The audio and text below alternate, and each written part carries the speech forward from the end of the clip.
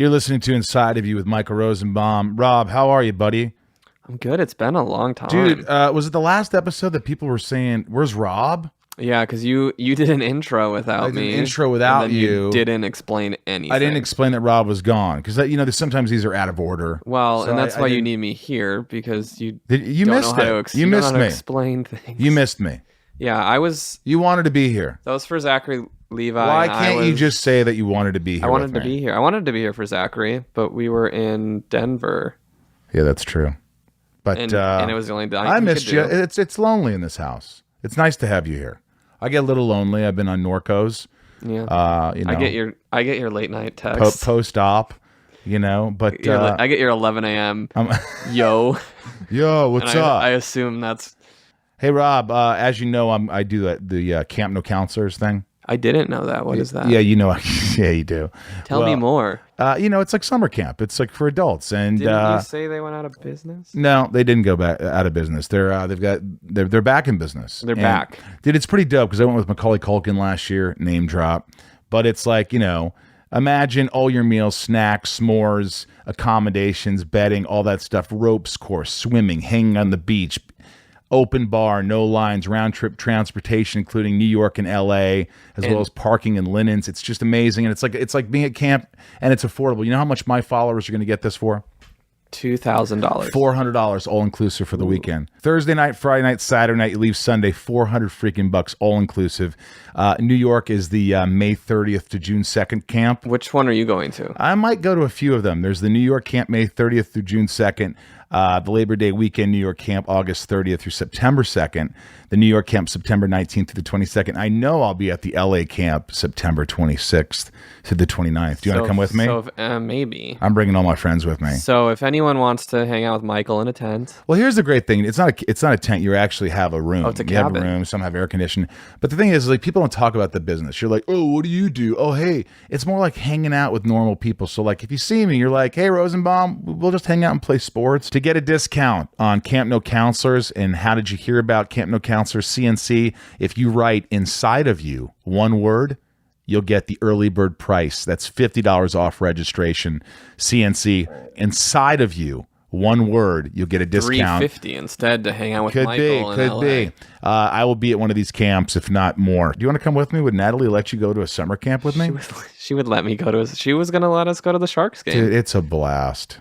You would have a blast. Speaking of blast, I just watched the Netflix special. Our guest today, Anthony Jeselnik. He's a comedian. He's really dark, but when you watch him, for some reason, I found myself for some reason, the reason is because he's funny. There's those people who commit to what they're doing, and they're doing it, and that's how it is. He doesn't break his character. And for an hour, on brand. He's a great guest. We really get some insight. He talks about Amy Schumer dating her, and he's like, it's like it happened. I go, you talk to her still? He's like, you'll have to listen to get some more insight. But don't give away that whole interview. Let's get inside Anthony Jeselnik. It's my point of view. You're listening to Inside of You with Michael Rosenbaum.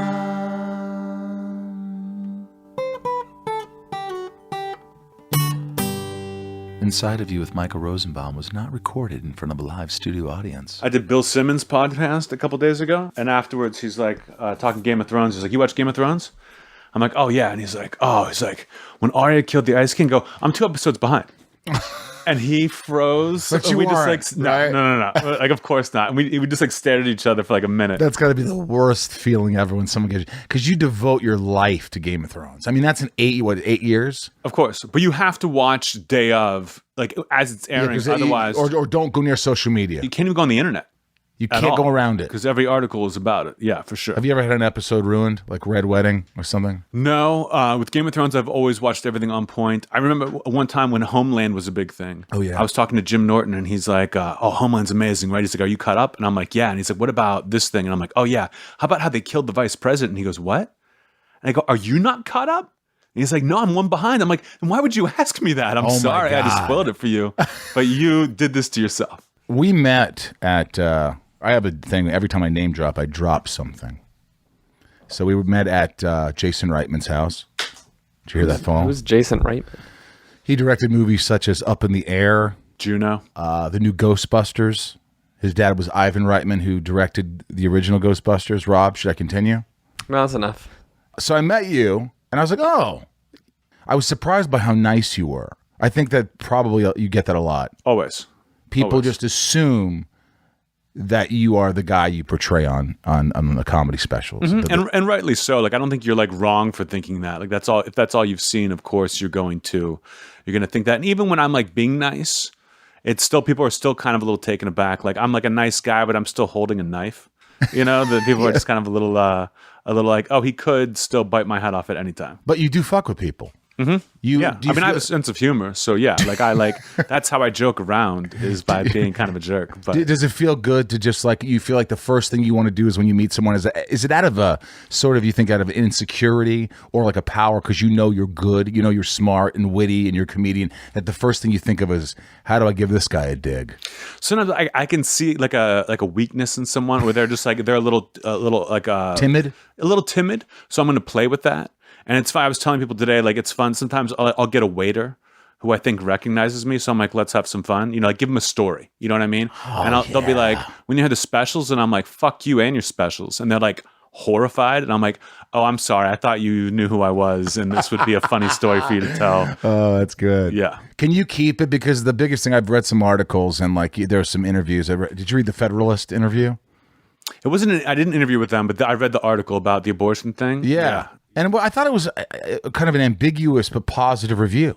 They like me, but I didn't realize, like, when my last special came out, the Federalist was like, Anthony Jeselnik, the headline was, Anthony Jeselnik is the greatest comedian who's ever lived. And I was like, yes, please. Like, I'll read, this is great.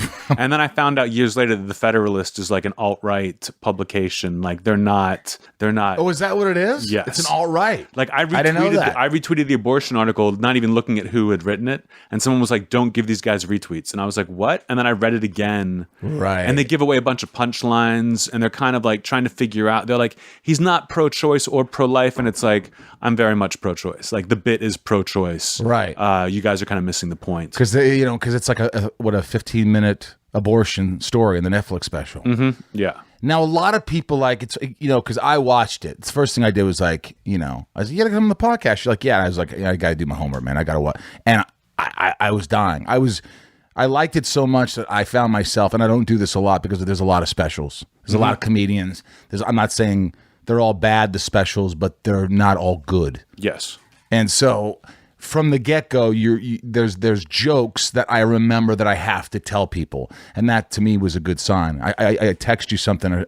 I was in the plane, and I made this woman next to me watch it, who's a breast cancer doctor, and she was crying. She thought it was hysterical, and I told her I got her to watch it with. I told her the Alzheimer's joke. That's what I go for. I want people to like want to retell my jokes and not get them right. And it's hard because it's the cadence, it's the way you deliver it. It's very hard. Not just cadence, but it's like word for word. Like if you mix up one word or leave out a word or add an extra word, it does. So when you learn these jokes, when you sit down and work them, how many times do you go do this at a club and you're like, something's not quite right, and you keep working it until it's the way it's perfect? Usually a joke when it's halfway out of my mouth, I'm like, this is not a good joke. I thought it was going to be great, and it's not. But occasionally it's like, oh, this is a little bit too wordy, and I usually figure that out on the page. It's more of like, as a writer, you just take out every extra word that you don't need. Right. And you've got to lead them astray in the setup. So you need a little bit of extra stuff there, but it's just, how do you lead them down the path? But I really am a big fan of the fewer words, the better. So I occasionally I'll be talking, I'm like, I can lose a little more from this and still get the same reaction. But very rarely do I work on a joke where I'm like, the punchline's not quite right. Very rarely, if I'm like, I know I can get it better, and then I'll eventually hit it, and it's like, oh, there you go. No, but what's funny is I notice, like, you make it look effortless because it almost seems like I'm like, I wonder if it's easier what he's doing. And by the way, I'm prefacing with that because I know it's not. But it's like you almost say very few words. And the pauses, these stagnant's not the right word. I mean, they're just these long, that you make them work where you're like, the way you say it, it looks like it's few words, it's slow, it's your pace. and the payoff just works. But like, do you try to go say as few words as you can in a joke? Is that really? I can, and the pauses are there for a reason. You know, I want the audience to be dead silent, hanging on every word, waiting for the punchline, because then they never know where it's going to come from. Like, my job is hiding the punchline. Some jokes are shorter, some jokes are longer. Like, I'm a pitcher. Yeah. I got to throw some fastballs, some change ups, some curves. You don't want people to see it coming, because that's what's hard. Is like, you think you see it coming. Here it comes. He's going to say this, and then it's a completely different direction. Yes. Yeah, and that's what's, I think, why it works so well. But also, getting the entire audience to be silent is tough. So to that deliberate pace makes them like lean in and have to pay attention. If the audience is if I tell a joke and it doesn't work and the audience is still quiet, I'm still cool.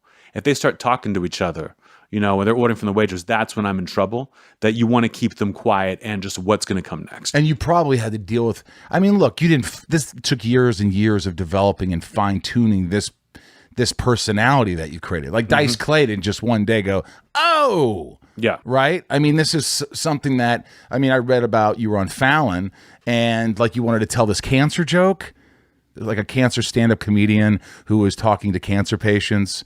And no, that was on my TV show. That was on the TV, and the network didn't want to do it, right? No, that was actually on my TV show on Comedy Central, and that was the first episode, was me talking to cancer patients. Right, that's right. But they didn't want to do that at first, right? I never pitched it on Fallon, no. But I definitely pitched jokes to Fallon where they would be like, I'd make the room laugh. Too dark. And they'd say, Jimmy can't say like an obesity joke. Fallon was like, no, I can't. I think it's funny. I can't do it. It's just going to make fat women hate me. Yes. So you were always doing shit like that, and you're like, this is what I want to do. I liked the idea of the joke being so good that even though I'm not likable, they still have to laugh. Right. You know, because that just made it harder. If they like you, they're going to laugh at whatever the hell you say. Yeah. But if they don't, then it makes it really tough. And I wanted to be lifting the heaviest weights possible. I want to go back because I'm going to get to this. It sounds like we started talking about all the current shit because you have the special on Netflix that's amazing, that Fire in the Maternity Ward. Yes, thank you. And it's incredible. I personally love dark shit. Now, it's different when it's really dark and it's coming from a guy who really believes in everything he's saying, but that's not the case, correct? Of course, no. I mean, you're saying things ironically. You're saying things. How would you describe your comedy? I would say I'm a self-aware villain. You know, like there was an article, there's a review in Vulture published called like Anthony Jeselnik repeatedly punches himself in his own face. You know what I mean? Like, I'm a villain and I'm taking myself down kind of. Yeah. But the jokes are still there, you know? And you can read it both ways. You can read it as like, oh, I agree with this guy, or this guy's clearly joking. We can enjoy this. It really is like a horror film. You were talking about being a horror film buff. It's like you go to see a horror film, you know what you're getting. You can laugh at it and enjoy it, knowing that no one's really getting killed. You know, it's not right. It's a safe space to laugh at these sort of things. Well, I feel like, self-deprecation is obviously, comics. The best comics are always self-deprecating, right? I wouldn't say the best, but a lot of them are. Right. A lot of your stories, you talk about your family, and I'm like, is this family really obese? No, I mean, no jokes about my family are real at all. Even the dick pics. Even the dick pics. Like I in the beginning of every special, I like resurrect my parents, and then I kill them throughout. Like, you know what I mean? Like, I talk about my parents, and then they die at some point, and my grandparents die, and then the next hour I start from scratch, and everyone's alive again. Right. Everything's kind of just in your head. It's just made up. Like, there's no true. Like, for me, when I was doing stand-up for a year, and I want to get into that with you too, because I know you don't love actors who become stand-up comedians. Love is not the right word. Respect, I would say. I don't respect them. I don't respect them. Yes, I want to get into that. Well, let's get into that for a second because, like, we have mutual friends, Harlan Williams, Bobby Lee, and a lot of these guys, they said, hey, you should do stand-up. They've always told me to do stand-up. And I always was hesitant because, like you, I thought, this is a respect thing. These guys like yourself, Harlan, they've spent their whole lives doing stand-up comedy. They've worked in clubs, the shittiest clubs on earth, to get where they are. And then here comes a guy who, I was on a show, it had success, so now I just walk on stage and I get 15, 20 minutes and I go on and and I even when I was doing it, Harlan goes, hey, bud, Harlan Williams? He's like, bud, you can't worry about what other fucking people say. You got to go up and do your things. They're all going to look at you like, who the fuck is this? He didn't do it, like his 10 years of homework. He didn't work at all the shitty clubs. Bud, you got to fucking ignore them. They're jealous. Just do your fucking thing. What do you say about that? I mean, I think you have to prove yourself for sure. And people are going to look at you like you're unproven. We know why you got this spot. But during that 15, 20 minutes you're on stage, you're on your own. They'll cheer for you and you'll get the spot because of who you are. But it doesn't make you funnier. Right. That you got to be funny. You got to come through. You do have to earn it that way. That I think it can be earned, but it takes a while. And I just think that if you get into stand-up at an older age, or when you already have developed another skill, it becomes tougher to dedicate yourself to stand-up. Like, I was a halfway decent actor in college, and when I first moved to LA, took some improv classes and stuff, but everything that made me good at stand-up made me worse at acting. That now I'm almost like unfilmable because I'm never listening. I can't have the conversation. It's like I'm a freight train. And we're not going to be sharing the scene. Right. I'm either coming in to win it or I can't do it. That I think it's a similar for actors. Yeah. That actors want almost a conversation and they don't get it. They want instant gratification. And with you, it's like I couldn't imagine myself when I was going on there. I needed to hear the laughs. I needed to say something and get that. Whereas you would tell these stories where it could be a minute, 2 minutes before that punchline's in. But in situations like that, I know that punchline is going to be killer because I tell short jokes because I need the laughs. That if I tell a couple jokes in a row that don't work, I start to feel it. But I need those laughs every once in a while. So if I tell a longer one, it's only long because the punchline's going to be killer. And I can be comfortable knowing the whole time that at the end of this, people are going to be on the floor. All right, so what were you doing growing up? Were you popular? Because you're a good-looking guy. Sure. I'm better. Sure, I'm good looking. I'm better looking now than I was in high school. Me too. I was not a good looking kid. I was awkward. I couldn't get nailed in wood shop. Rob, did you get laid a lot in high school? No. No, your mom put you on Adderall and things, right? What, depression, drugs? It was after. Oh, it was after? No, it was high school, I guess. Right. I wasn't popular and I wasn't good looking. And so, in fact, I feel like definitely in my older age, I started getting better looking into my 30s and even now into my 40s. I was not attractive at all. So, I mean, did you get laid in high school? Mm-hmm. Yeah, a couple times. Not like I had girlfriends, in high school, but I think I lost my virginity at 16, but didn't get laid a lot until college. But I wasn't one of the popular kids. I had friends. I was friends with this kind of like the nerdier jocks, I guess you could say.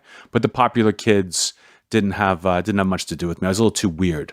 Were you always cracking jokes even back then? Because I read somewhere where I remember you told you were already telling jokes for adults when you were young. Yeah, and it was always responding to things. Like teachers would be talking or classmates would be talking, and something would pop into my head, and I had to say it. So it's kind of Tourette's in a way.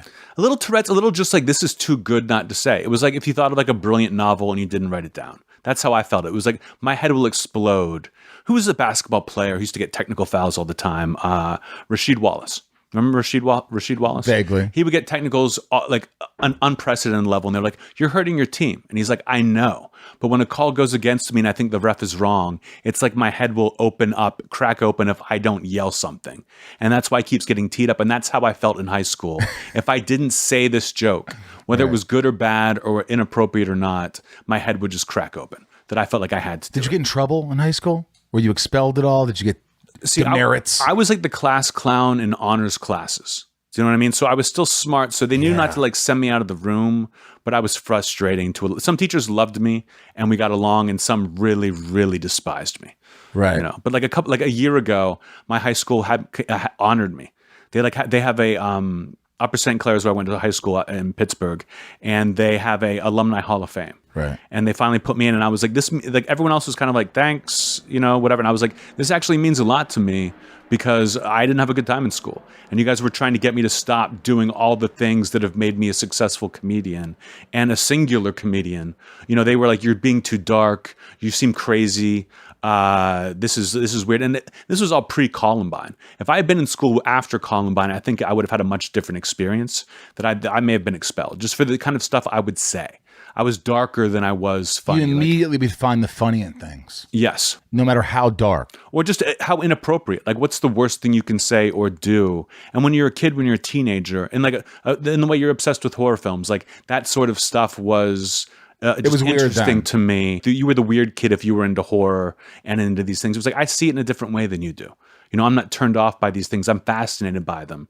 And death was always fascinating to me. You know, why is death such a taboo if everyone goes through it? The greatest minds in history have spent their lives thinking about what happens after we die. But I'm somehow wrong for writing about it in an essay or talking about it in class. They think you were macabre or... Exactly. They were like, you're just inappropriate and people just aren't going to like you because of this. What did your family think? Were they always supportive? They was like, Anthony, you're kind of dark. Why don't you just like, I don't know, go to the mall? They didn't like the dark stuff. They thought that I was very smart and didn't apply myself. They thought that I was throwing my life away, kind of just instead of studying hard. And you know, where I grew up, you were either a doctor, a lawyer, a businessman, or a loser. Pittsburgh. You know what I mean? Yeah. It was like Pittsburgh suburbs. Right. And my dad was an attorney. My mom was a housewife. They didn't know anything about the entertainment business. Right. You know, and it wasn't like I was like, and I didn't even talk about being a comedian when I was younger. I wanted to be a novelist. I wanted to be a writer. Right. You want to write the next great American novel, right? I didn't even have my sight set that high. Just any kind of a novelist would have been great. I just loved reading, and I wanted to be a part of that world. Yeah. And then as I got through college, I started to realize what that life entailed, and it didn't seem fun. You know, I wanted to be a novelist when Hemingway was a novelist, not now when no one reads books. See, I was the opposite. I wasn't like, it's different when you're dark and you're really brilliant, or you're a really bright guy and you're a reader. You know, for me, I was not getting good grades. I was in like basic math. I couldn't, and I was the weird guy, and I was always telling jokes. And I thought, you know, because I liked horror movies, and I was doing impressions. I'd sit home on Saturday nights memorizing every Saturday Night Live sketch, and that was sort of me. And everyone thought I was just a weird, nerdy kid who just didn't fit in, which was correct. And thank God I found acting in the entertainment world, because, you know, then you go to off college and you have these little cliques and you find that, oh, there's other weird people. Yeah, it's like all the outcasts get together and form their own group, and you're like, oh, this is what I was looking for. Yeah. Like when I heard about like performing arts schools, you know, I was like, oh, if I had gotten into that, my life would have been much different. You know, I was just in a public school where it was just one curriculum, barely any like creative writing. If I'd been able to take creative writing every year, I would have been much better behaved. You know, I couldn't stand math. And it was like, I was one of the kids who knew I was never going to use calculus. And they'd be like, you might someday. No, I am not. Yeah. And I've proven them right. I failed calculus in high school. I was in honors calculus. I got a D first semester, an F second semester. And they're like, you're going to summer school. And I thought summer school was like, you sit in class like normal school. And they're like, no, we give you the textbook. You go through it on your own pace. When you tell us you want to take the test, you take the test. And if you pass it, you can take the next one until you're done with the semester. And I'm like, so how long do I have to be here? And they're like, as long as you want. In 2 weeks.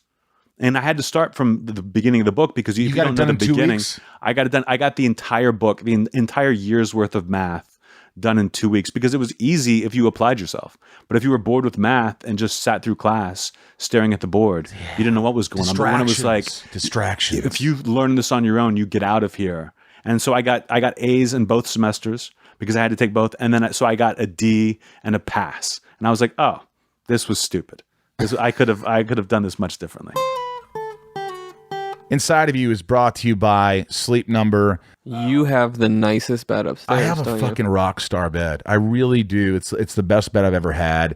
You know, I've had other mattresses. It's perfect for two people, because you got the two settings. Because I'm sleeping on my Sleep Number, and I could raise the bed, because, you know, I had neck surgery. So I raise it up so I could sit up with a good posture, you know, so I'm not slumping or like, you know, on my elbow looking. Well, you've at my been spending phone. a lot of time in bed recovering. Yeah, and you know, I set it at like 75 where it's firm but not too soft, and I also have the night light on at night, because I have to wake up and take a piss because I'm old. And the foot And warmers. I have foot warmers, dude. It's a killer bed, and you don't even have to get all these things. The most important thing is the comfort of this bed. You know, I love my bed, man. You sleep more than you're awake in your lifetime. Isn't that true?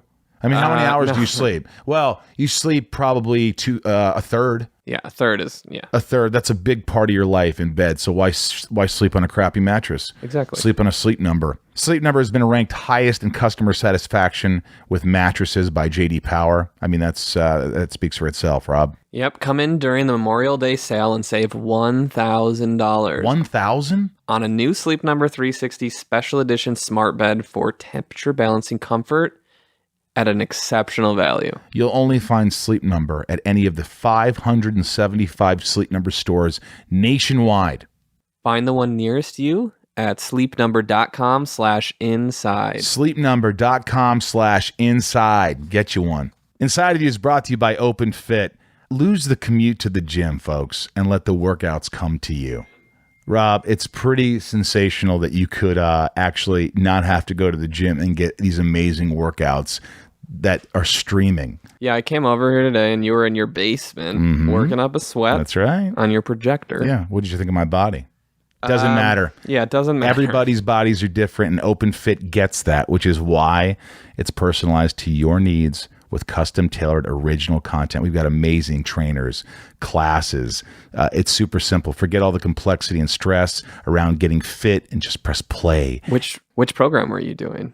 Are you going to copy it so you could just lose weight? Is that what you want to do? You want to lose weight? I'm doing the 600 secs, Rob, and that's SECS. The 600 seconds. You know what that is? Imagine 10-minute workouts that could pack the fat-burning, muscle-building, body sculpting benefits of much longer sessions into a fraction of the time. That's 600 seconds. To me, if somebody's like, hey, we're going to have an hour and a half workout, I don't want to go. An hour workout, I don't want to go. You say 600 secs? 600 secs, bro. Let's do it. OpenFit has changed the way I work out, and with my code IOU, you can join me on a fitness journey personalized just for you. Again, use my code IOU and start using OpenFit for your journey to a healthier life. Right now, during the OpenFit 30-day challenge, our listeners can get an extended 30-day free trial membership to OpenFit, where you can lose up to 15 pounds in 30 days. Yeah, you just got to text IOU to 303030. Yeah, that'll give you full access to OpenFit with all the workouts and nutritional information. Come on, it's totally free. Yeah, I think that's pretty damn cool. Just check that out. What have you got to lose? Again, just text IOU to 303030 and, tweet me. Tell me what you're doing. See how you're up to. See if you tried the 600 secs. Send some pics of your the improvement, what you're doing. I'd like to check it out. Standard messages and data rates may apply. OpenFit. When is the first time you decided, hey, I want to try stand-up? I had come out to LA while I was in college because I thought I might try to find a job in Los Angeles. I was at the spring break or something, and my dad, the only connection I had in LA was my dad went to college at Notre Dame with the guy who was Leno's head writer on The Tonight Show. And so he met with me at the Improv in Hollywood. I watched his set, and then he said, what do you want to do? And I said, I want to be a joke writer. I want to do like what you do. It was you just said this, but he hadn't seen anything you've done or anything. And I'd never done stand up. So this is just a kid saying, "This is what I want." Mm-hmm. This is like a sophomore in college or junior in college saying, "I think I want to be a joke writer." And he was like, he just said, "Just do stand up." He wasn't like, "Send me some jokes." He wasn't like, "Read this book." He just said, "Do stand up. That will teach you how to really write a joke because the audience is telling you." If he didn't tell you that, you think you wouldn't have done it? I think I would have ended up here anyway. I think unless I didn't go to LA or New York after college, I think I would have ended up in comedy. Because when I look back on my life, when teachers would say, "You're just going to be a comedian someday," I'd be like, "No, I'm not." But then I'm like, "Oh, they were right." But it was like I was out here for a year and working odd jobs. And in the entertainment industry, if you want to be an actor, you can take acting classes. I didn't have the money for that. Right. And you have to kind of wait on other people. If you become a comedian, you can go to an open mic for free every night and be proactive. And work during the day. Exactly. Right. Work during the day, write jokes. Worked at Borders. Worked at Borders Books for 3 months. I got fired from every job I've ever had. Every job? Every job. For what usually? Just not showing up? I would just slowly start to lose interest and get bored and showing up late, leaving rude early. Rude to people, rude to employees. Do you recall something when you ever got fired from being rude to a customer? Do you remember what you said? Or do you remember or are they just random things that you don't really remember? I usually kept my cool. The one time I remember getting fired specifically was I was a teacher's assistant at a high school for emotionally troubled kids. And I would try to joke around with the kids, but these kids were like emotionally troubled, did not get sarcasm. And one time I started like a giant fight. There was this kid, he was 17 years old, looked like he was 35, huge, and wasn't working on his paper. And I'm joking around with him, and I don't realize I'm hurting his feelings. And he's getting angrier and angrier, and suddenly desks are flying, kids are getting punched in the face, teachers are getting thrown on the ground. He runs outside, they're looking for him for a while. It was like a huge disaster. And they were like, Anthony, you're an assistant here. It's like having an extra emotionally troubled teenager in the room. You need to go. And I was like, thank you. This is the scariest job I've ever had in my life. And that was it. That was it. My God. All right. So stand up. The first time you went up, where was it? Belly Room Comedy Store. That's not ha-has. That's not flappers. That's Comedy Store. I had taken a class. I when I was at Borders Books, I was like, I thought, I'm dissatisfied with my life. What do I want to do? I'm 22. I have time to work on it. You know what I mean? When you're 22, you're just potential. So what do I want to take my shot at? And I thought, stand up, I'll try that. This guy had told me this years ago, but it seemed too scary to me. Maybe I don't even want to be a joke writer if that's what I have to do. I got the thinnest book they had on stand-up comedy. And it was like how to do stand-up comedy. And I read it. It kind of gives you some structure. I was like, oh, I can do this. And at the back of the book, it said, this guy teaches a class in Santa Monica.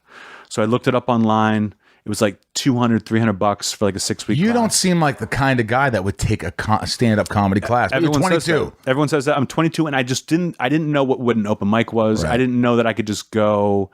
I didn't have the balls to just go up with nothing.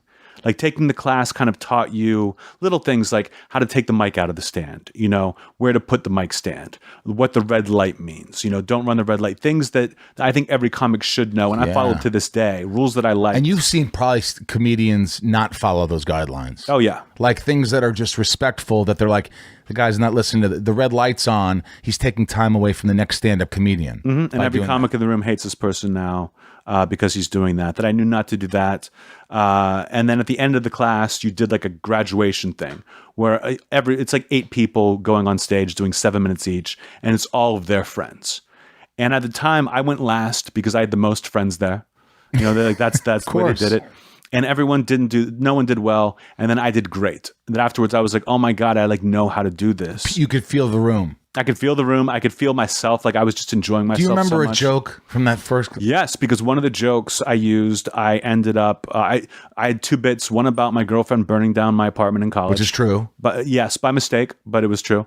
And then a story about, because the whole class is talk about your life.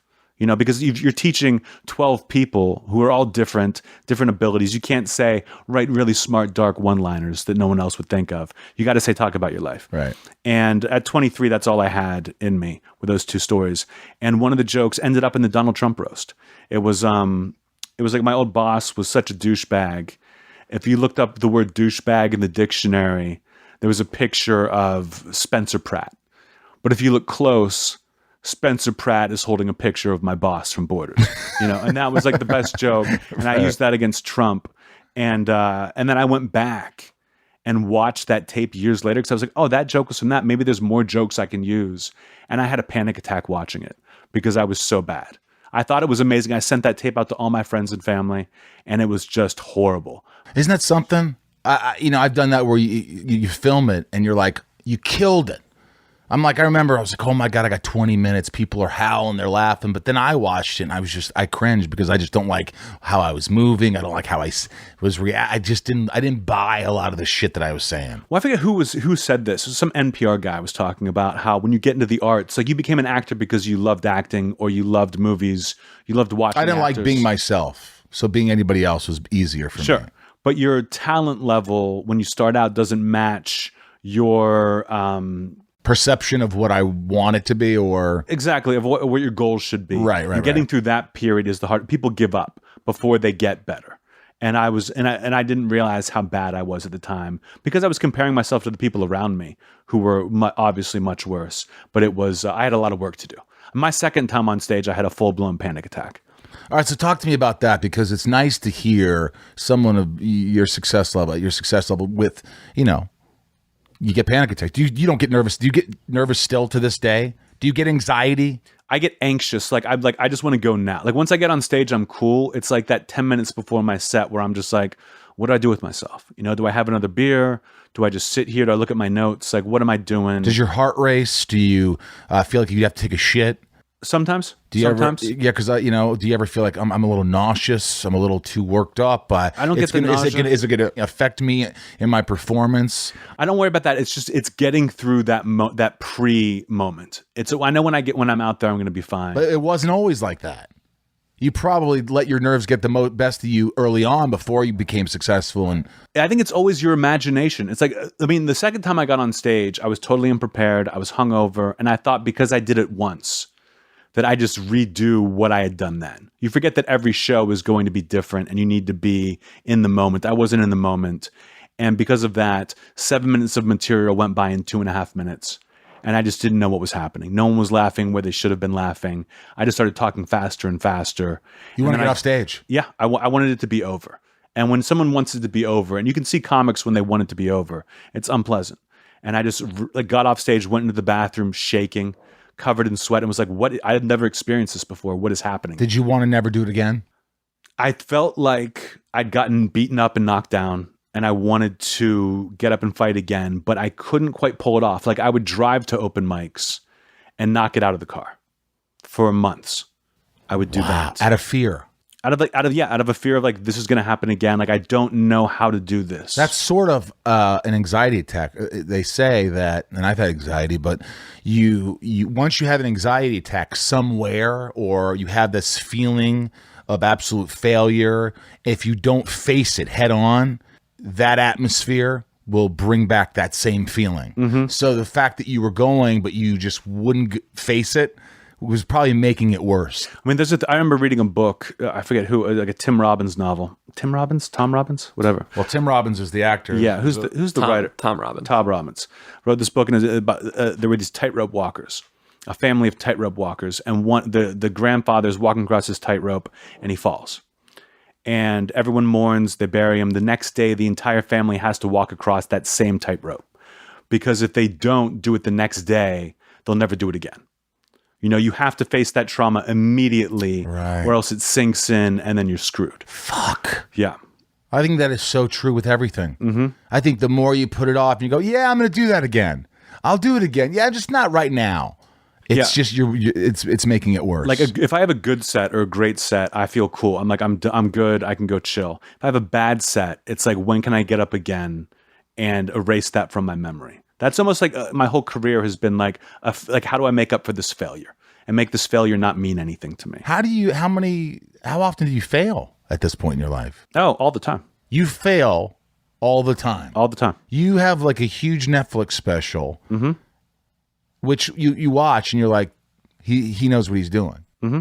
I know what I'm doing. You know what you're doing, but you fail. Do you think you fail because you're testing new material? Is that why you fail? Sometimes. Or do you fail because sometimes the audience is just different? They don't like what you're saying. What I say sometimes is that if you didn't pay money to come see me, you don't want to see me. If I'm a surprise, I'm a bad surprise for most people. That people just come to see comedy. Like if I'm at the Comedy Store with 20 other comics, it's not the same reaction as if I'm at the Largo and it's everyone paid to come and see me do half an hour or an hour. Why? Because everyone's there and they know what they're coming to get, and they're excited just to see me. Right. It's like, so they're there. Like, that makes perfect sense. If you're there to see a bunch of people, then maybe I'm not your cup of tea, and you've never even heard of me before. Psychology. But that's being in the gym. So by going to the Comedy Store and having sets that are just iffy, and occasionally you have a great one, but sometimes you have one where you just totally fail, and that makes you want to get out and work more. When did you stop, and did you stop worrying about what other comedians thought about you? Pretty quickly, because by the time I put my first album out, that was like, even when I started to feel like I was doing a good job, like these jokes are good. I've got really smart jokes that comedians are like, wow, that's a great joke. And that's all I wanted comedians' respect more than the audience's respect. But then I thought, well, now I can do 7 minutes of this. Can I do 10? Can I do 15? Can I do 30?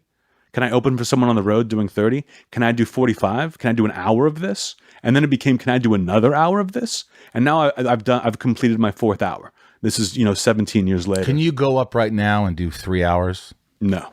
2 hours? No. Hour and a half? Maybe a lot of crowd work. Like I forget the jokes. I forget the jokes when I move on to so the it's next like a hour. muscle. Like if it's like if you're a tennis player, you don't play tennis for a couple of weeks or a year, you can't go back and just pick it up right from where you're. It's almost like you're a multi-sport athlete and you need to train for one. You take the test and you move on to the next sport. You know, you're going to let those muscles go so you can work on the new muscles. Right. That I have to do that. If you were like, I loved your joke from your first album, would you tell it to me again? I can't remember it. If I heard it, I'd be like, oh yeah, that joke. But I wouldn't be able to tell you because I have to forget to make room for the next one. Do your parents love your material? Do they look at it and go, I wish he would be more audience friendly. I wish he'd be not audience friendly. What's the right word? I wish he'd be more of the affable, maybe. I think they're extremely proud of my success, and they know that comes from what the material is. You know, that the material is dark, and that they like that I'm singular. You know, that there's no one else quite like me. I think a lot of it flies in the face of their beliefs. So I don't know if they're that thrilled about that, but they never let on to that. Like my mom used to say, I loved it, Anthony, but that one joke I didn't like. And I told her, listen, Mom, I face criticism from the entire world and it doesn't bother me, but you're my mother. So you need to stop that. And now she just says she's the same thing every time. She goes, Anthony, every time I think it can't get any better, I see you again and you're even better. And I'm like, thank you, Mom. That's all I need to hear. That's all you need from your mom. Your parents are still with you? Mm-hmm.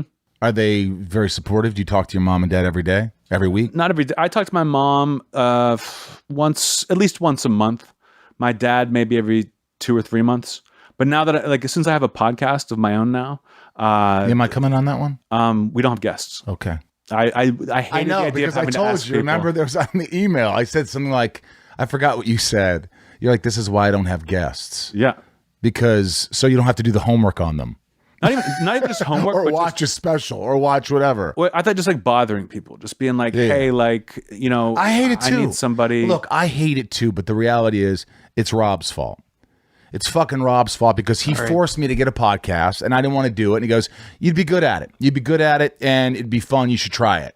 And I started doing it. And the reason I do it is because I actually enjoy it.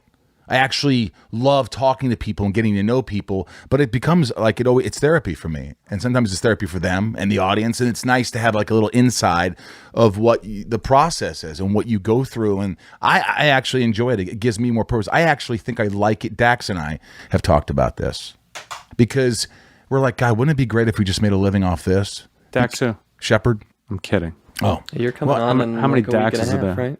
Yeah. Are you producing that one too? Yeah. Yeah. Oh, great. He produced this one first, though. That one's way bigger, but he produced this one first. They're close in size. I wouldn't say it. Do you like doing podcasts? Do you like doing your podcast? I like doing mine. It's just me and my best friend, you know, doing whatever we want, kind of just, and we put very little effort into it. And people seem to enjoy it. They're like, it's about male friendship.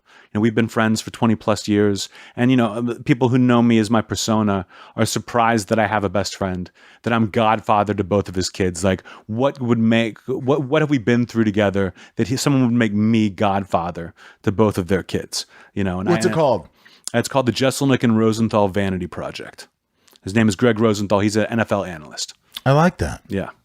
That's pretty cool. Yeah. Well, I'm going to check it out. Have a good time. I've got to listen to that. Check it out. Yeah, I like doing this. I like doing this because, you know, it's not like for most people, it's not a moneymaker. I mean, doing a podcast, it's like it's hard. You said the first thing you said was like, I don't want to bother people. And I feel like I've bothered so many people like yourself. I bothered you.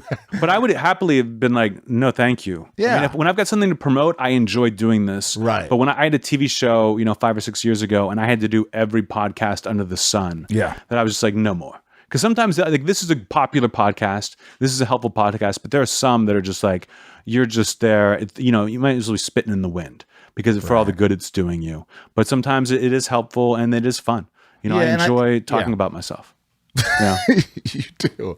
Well, look, I love the special too. And I think that, you know, do you ever worry about talking about such sacred things like abortion and these things that it makes people become more desensitized to things? Or do you think it helps like dealing with such tragedy. There's so much shit going on in the world that when you can make fun of something, or not make fun of it, but talk about it and make people laugh about it, it sort of helps the situation. I mean, how do you feel about it? Is there anything that and is there anything that you wouldn't talk about? No, there's nothing that I wouldn't talk about. There's certain words I wouldn't use, but there's nothing that I wouldn't talk about. And I think I don't know if it helps. It certainly doesn't hurt. You know, bad things are coming for all of us. You know, everybody dies. So I don't feel bad bringing these things up. People are like, you shouldn't joke about that. Why not? It's not like going away. You know, people are like, oh, if you make a joke about cancer, that means that like someone in the audience has cancer. Like, yeah, but those people love to hear jokes about cancer because everyone's being so sensitive around them all the time. Right. And it's not like I can cure their cancer by not joking about it. That's my biggest goal as a comedian and an artist. Is it whatever the topic is, make someone laugh even though they don't want to. Do you ever ask, is there one guy, your friend of 20 years, that you're like, what do you think? Is it too much? I've never asked if it's too much. Never asked if it's too much. No, because if you get a laugh, then it's not too much. What have you not gotten a laugh? What's a joke that you love that you just didn't get a laugh on? Is there any jokes that you can remember that you're like, God, I love that joke? The only joke I can remember, and it wasn't because it was too much. I think the joke just didn't make sense. But the joke, I thought it was so funny, and it never got a laugh. It was, I thought I was a father once, but then they did a blood test on the baby, and the baby died. And I thought that was so funny, but no one ever laughed at it ever. That I was just like, all right, the audience talked me out of it. They talked you out of it. How many times did you try it? At least 20, 25 times.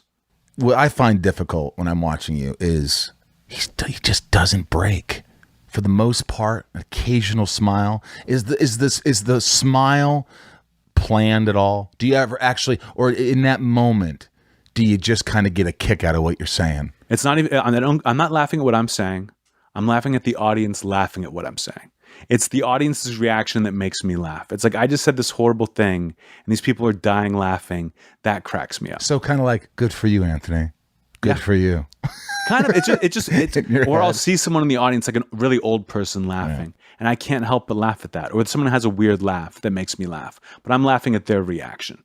I know my jokes back like the back of my hand. They're not cracking me up, but it's the reaction. And sometimes I'll smile knowing what's coming up. If people are getting really offended, and I'm like, it's only getting much, much worse, then I'll be laughing at that. But I try to be judicious with it. People are like, we love it when you smile. And lets us know you're joking. You have a great smile. Smile more. And I'm like, it can't be fake. It has to be real. Otherwise, then it's like a trick, and I feel like it'd be phony.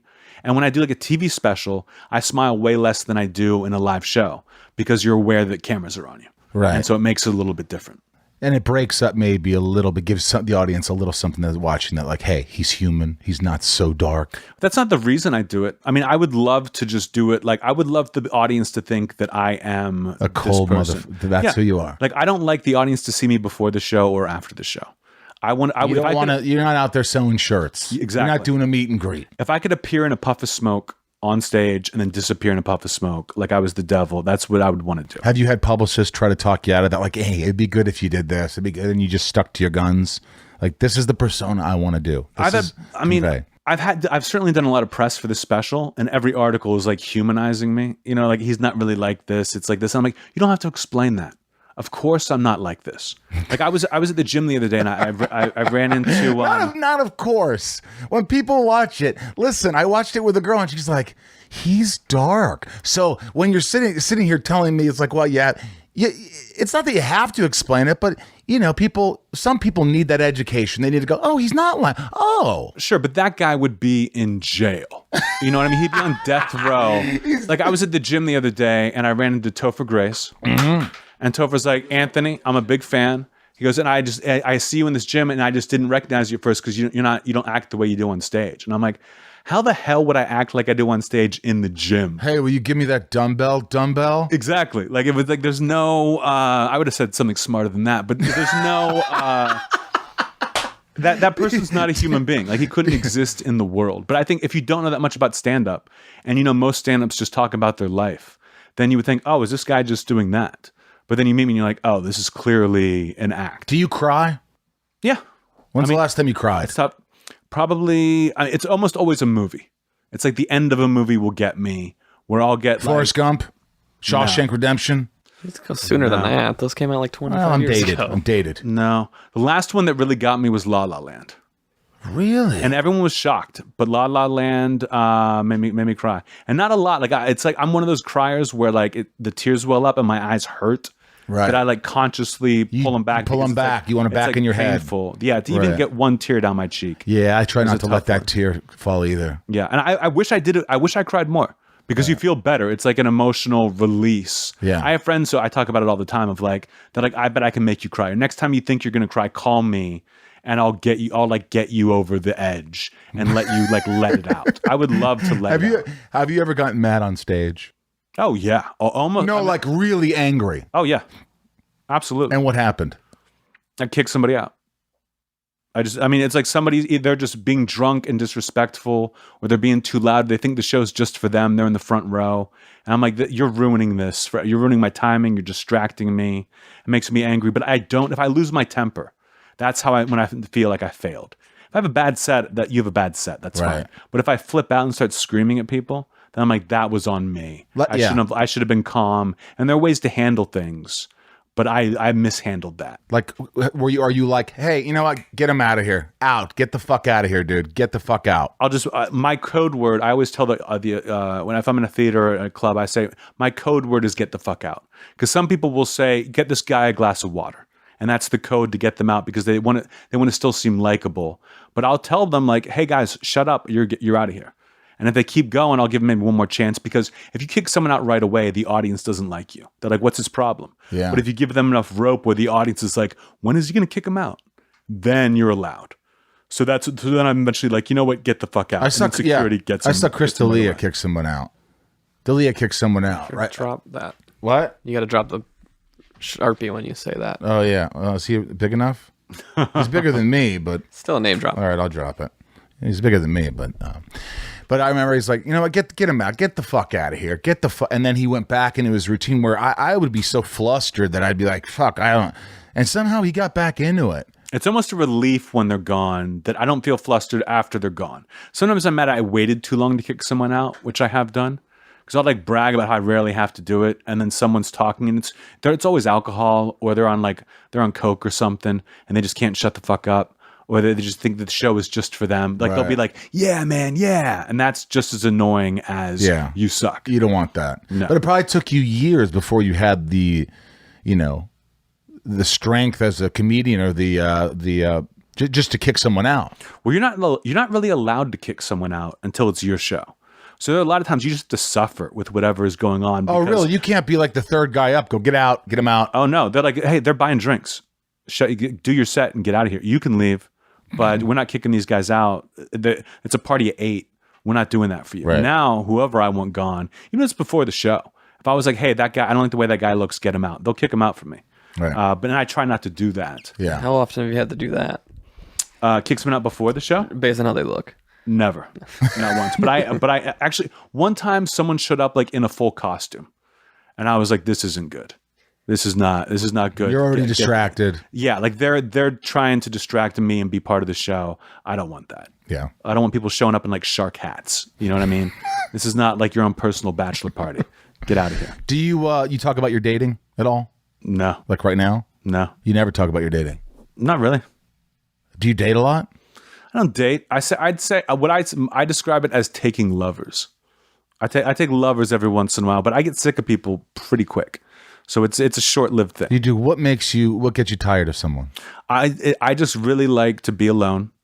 I like my alone time. I like to be able to read, write, be on the road, do things. When people get clingy, then I pull away. And I'm like, you know what? I'd rather just be by myself for a while. And then after a few weeks, a month, you get horny.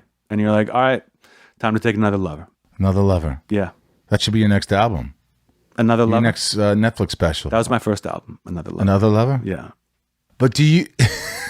I mean, it is hard to date. It's hard to date. Do you find... you ever go out with someone who recognizes you? Do you ever go out with them, or do you find that's difficult? Do you rather not go out with someone that recognizes you? It's annoying because it's like a bar you have to live up to. Like fans will flirt with me. I want to and I'm date just the like, asshole. Okay, so be and then you're like... yeah, it's like they have a preconceived notion of what it's going to be. And they look at you like you're a lottery ticket.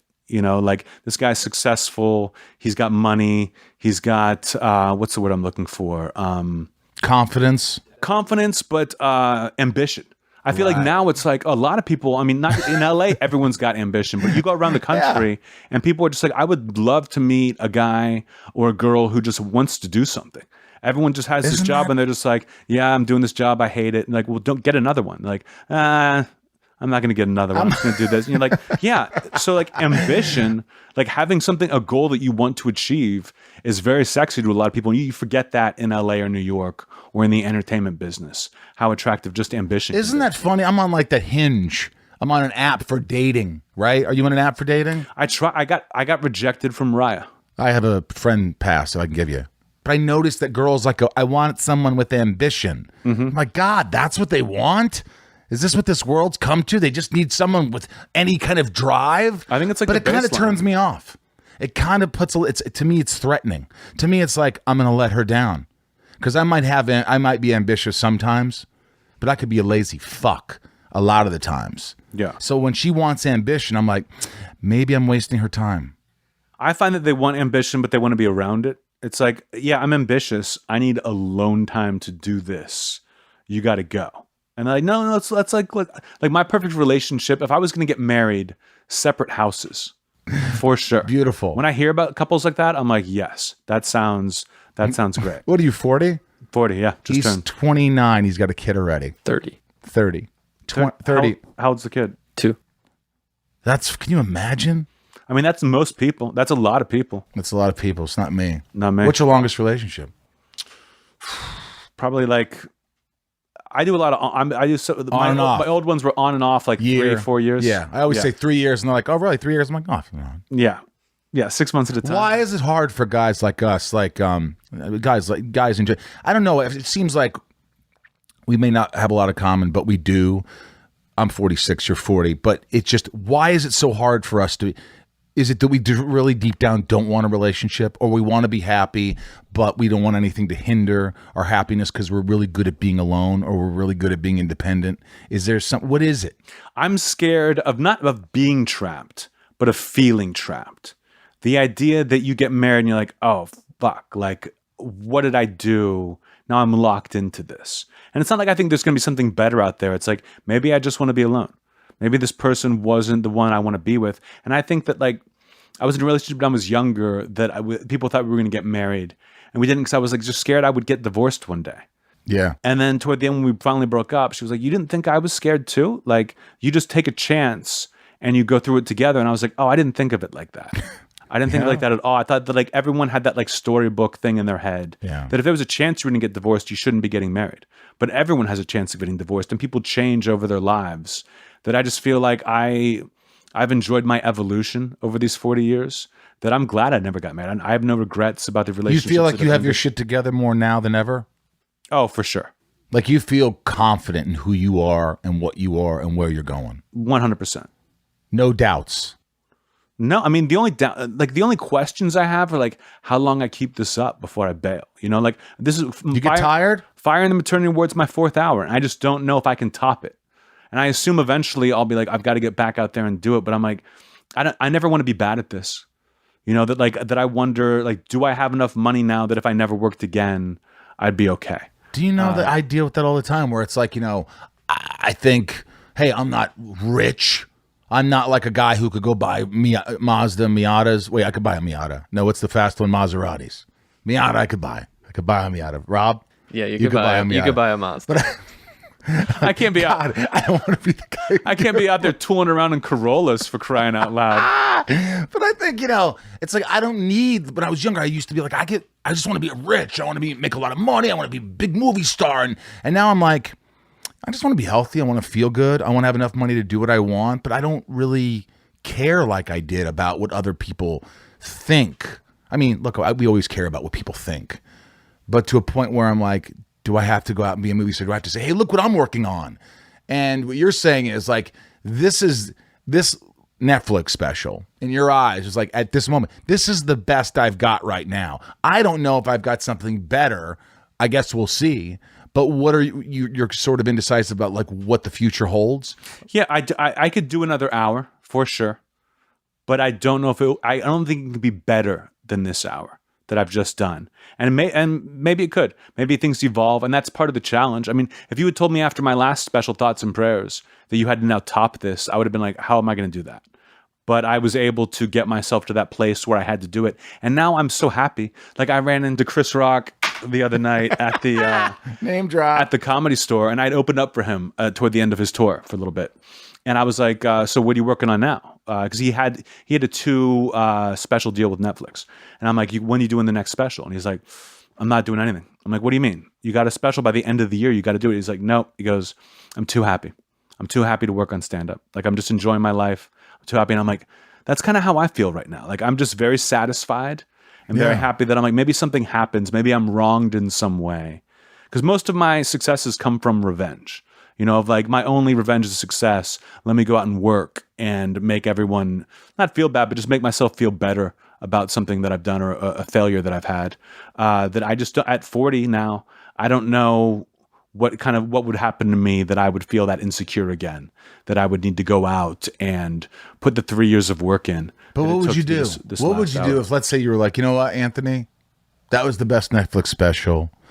You're okay with money. What would you do if somebody said you can't do comedy anymore? I mean, you mean stand-up or just like I couldn't work in comedy? Well, what would you do in comedy if you couldn't? I mean, right now I'm working on a TV show for Comedy Central where I like interview comedians. And it's a very silly kind of, the show's, you know, we want people to be laughing with All right, us. so that's great. So your other things you would do, you do this Comedy Central show. You might be, would you act? I know you said. I will act like I had a meeting with like the head of a movie studio who's like, you're my favorite comic. Come talk to me. He's like, would you act? And I go, yeah. If the head of a movie studio said, you're my favorite comedian, come be in this movie, yeah, I'd act. Right. But am I going to audition? No. I don't care that much. And I don't. And also, you don't think you'd be a good auditioner. No. I know for a fact I'm a terrible I don't think auditioner. anybody is. I believe that. But I just don't. It's not. I don't put the work into it. I respect acting, but I don't put the work into it that you need to put the work into. But if somebody gave you a part, you'd put the work into it. Yes. But you're not going to put the work in for an audition. Yes. I just don't have it. I in me. like It's the way you think. It's like if I do stand up, like I'll go up on stage a little unprepared, and I know that the embarrassment of being unprepared means that next time I do it, I will be 100% prepared. But I can't just do the homework. I have to go out and feel it. And an audition for me is feeling it. Right. You know, and then your chance is over. It's done. You'll never do it again. But if someone was like, here's your part, here are your lines, I would show up completely prepared. I'm not going to embarrass myself in front of the cast and crew, you know, and ruin someone's project. Like if I'm on stage, people are like, what's worse? They'll say, I do sketch, but I couldn't do stand-up. And I'm like, no, stand-up is easy. Because if I mess up in stand-up, I'm the only one suffering. But if you and I are doing a sketch together and I mess up, I'm messing you up. And that upsets me. Right. You know, I don't want to be responsible for other people. It's just me. During your special, do you ever did you fuck up and go, take that back? Let's do that again. No. It was straight hour of perfect. You didn't do it twice in one You do night? it twice. You do 2 shows. And the funny thing was, usually the first show is bad. Because you're nervous. You're not nervous because the cameras are there. It's a little bit different. You want to get it right. You're not thinking like, let's just do the show. You want to do the show right. So you go out and you're a little sweaty. You might mess things up. You're just Do they have to cut powder? A little. So occasionally they'll be like, let's get some makeup on this guy. Let's cut for a second. Sometimes they just let you go sweaty because they're like, we don't want to stop him. Let's just get it in the can. Because there are plenty of specials out there where people are sweaty. They just let you do it. And then the second one, you're like, you feel more comfortable. So you did it twice. Done. The first one wasn't great? No. Usually the first one isn't great, but I hate that so much. The whole 3 years I was developing this new one, I was just thinking about that first run. That I want that first run to be great. And like it wasn't. mentally preparing for it. No, it was. I went out and I killed it. Like I came off stage, hugged my manager, was like, I finally did it. I finally had the first taping be great. Do I even go out for the second one? I'm like, maybe I just go out and screw around. And then Because it's the same lighting. Same It's the lighting, same thing. It's the everything. same place. Same everything. And then they come back and they go, John Mulaney and Nick Kroll are in the crowd to see you tonight for the late show. And I'm like, I'm not going to blow it in front of my friends. So I go out and I do as well as I can. The director comes backstage. He goes, those were great shows. We're using the second one. And I go, what do you mean? The first one was one of the best shows I've ever done. He goes, we got better coverage on the second one. And you watched And I'm both like, of them. No, I didn't watch it. I just watched the cut they did. You just watched the cut. Were you surprised at how handsome you looked? Did you look like, wow, fuck, they lit me perfectly? I wasn't surprised. I was certainly pleased. Hey, did people ask you about like you're dating Amy Schumer, or is that something like I don't want to talk about that shit? I don't like. I mean, it's 5 years ago. She's not. I don't really married know with anything about it. I didn't even know you dated Amy Schumer until I looked it up. Yeah, I mean, it was a long time ago. People used to bring it up all the time. Yeah. Like people used to. I couldn't do a show without someone yelling it at me, Right. or they would yell it at her on stage. Are you and friends now it's still? No, Not friends. no. So it didn't end well. It ended okay, but then over time, like you're in the same industry, you know, we had to go like do a giant tour together, and it was just like nothing happened. There wasn't any like incident. It was just like I don't need to be friends with my exes. See, know? that's a tricky subject because you say that, and there's some girls that I was like, hey, I'd love to have you in my life if it it's not like you say that before, like you're prefacing it with like, hey, if this doesn't work out, let's be friends. But it's almost like I do become friends with some of my exes, and they're still in my life. Some of them they're now married, and their husbands are like, nope, I knew you had feelings for him like that, and I don't want to see that guy. Yeah. Nothing against him, don't. And I understand it, but for you, once a relationship's over, you're done.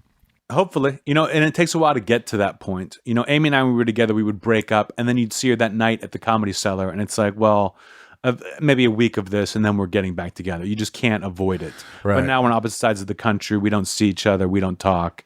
Then it becomes easy. Does she ever tweet you? Does she ever say, funny special, congratulations? No, Would that make you feel good, or would you just don't care? don't care.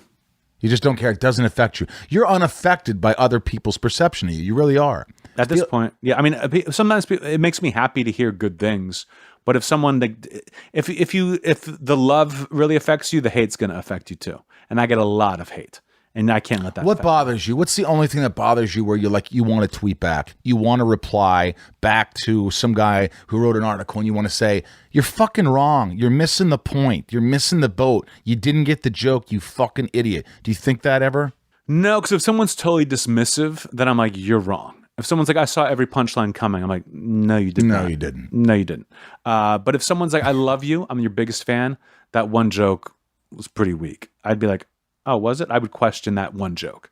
And sometimes I'm like, no, you're wrong. That joke is great. But no, I don't tweet back to anybody. Never. Really? Unless it's unless it's a positive tweet. Like someone was like, here's my impression of every Anthony Jeselnik joke. I'm going to seriously consider the moral problems in society. Just kidding. I jizzed in a baby carcass. And I just tweeted that. And I was like, people who don't like my comedy, summing up my comedy is my favorite thing ever. Like I made it a positive thing, but I like into a positive. Exactly. It's like, because a lot of times on Twitter, I don't know if you do this. If someone's like, I hate your comedy, and I'm like, well, fuck you. You don't have a sense of humor. Then my fans are going to pile on them. And I don't want that. I don't like feeling like a bully on Twitter by setting off your fans on someone who doesn't really deserve it. So, and I just immediately block. I like to mute. Blocking's a harsh move. And I've blocked people, but it's aggressive. So what is mute? You just can't see their posts. Mute, you can't see, and they don't know. Oh, so they can keep tweeting at you. I've been blocking the shit out of people, but mostly it's for like, I'll say something like, and then they'll go, "Oh, you a fucking Hillary supporter? Oh, you're a fucking you fucking bandwagon fucking liberal piece of shit. You live in a bubble, actor." I'm like, and I get enraged. I'm like, I didn't say anything fucking political. You motherfucking block. Mm-hmm. Mute. Mute's so much better. You motherfucking because then they keep on screaming into the void, and that you have no idea. It's so peaceful. Why won't he respond? Yeah. This is great. Don't you feel like you could talk to Anthony forever? Forever. This is easy. Yeah. I decided to drive here. Dude, can I ask you this for those people who haven't seen the special? And look, I always speak my mind. I hate a lot of movies. And I always say when I don't like something. I really love the special. I really think it's really funny. It made me laugh. I tell the jokes. Can you give me 2 jokes from the special? Can I pick them? Sure. I want you to do the Alzheimer's joke first. Okay. Let's see if I can remember. Let's see if I can get this. Okay. One of my next door neighbors is a 90-year-old man suffering from Alzheimer's. And every single morning at 9 a.m., he knocks on my door and he asks me if I have seen his wife. Which means that every single morning at 9 a.m., I have to explain to a 90-year-old man suffering from Alzheimer's that his wife has been dead for quite some time. Now, I have thought about moving. I have thought about just not opening my door in the morning. But to be honest, it's worth it just to see the smile on his face. It took me 17 years to write an Alzheimer's joke. Like I tried for it was like My one of grandfather those is things- suffering from Alzheimer's. He's 93 years old, and there's not one person laughing louder than I am. People who have Alzheimer's, people in the family tell me that like when you started the joke, I was like, oh no, he's finally crossing a line for me. And then they No hear it and they're fucking like, way. that's that. Thank you. They're What's like, "Thank the you for that best joke." call you've ever received? Like the best call from Wasn't there a phone call you received? The best phone call? set me. Are you trying to set me up for one of my own jokes this way? You're gonna have to do a better job because. All right. I've Well, never- how does it? Well, what's the joke? Life can be funny sometimes, right? Like, I can't get into details right now, but earlier this week, I received the single greatest phone call of my life. And then just 5 minutes later, I got another phone call telling me that my dad is in the hospital. I said, yeah, I just heard. It's funny, those two jokes that you have me tell, those are the two jokes in my act that when I do the setup, the entire audience gets dead quiet. Because when I say the word Alzheimer's in the beginning, everyone gets quiet. Everyone's like, you could hear a pin drop. And you keep repeating it. And when This 70-year-old man. But the first time they say they're like, oh shit, this is Alzheimer's. Like, it's a he's word. going there. But when I say I got the greatest phone call of my life, they assume industry.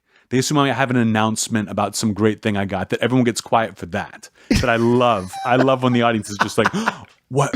And they believe me. What I love is that the joke at the end, your 15-minute, they've written about it, the abortion joke, and you guys will watch the Netflix special.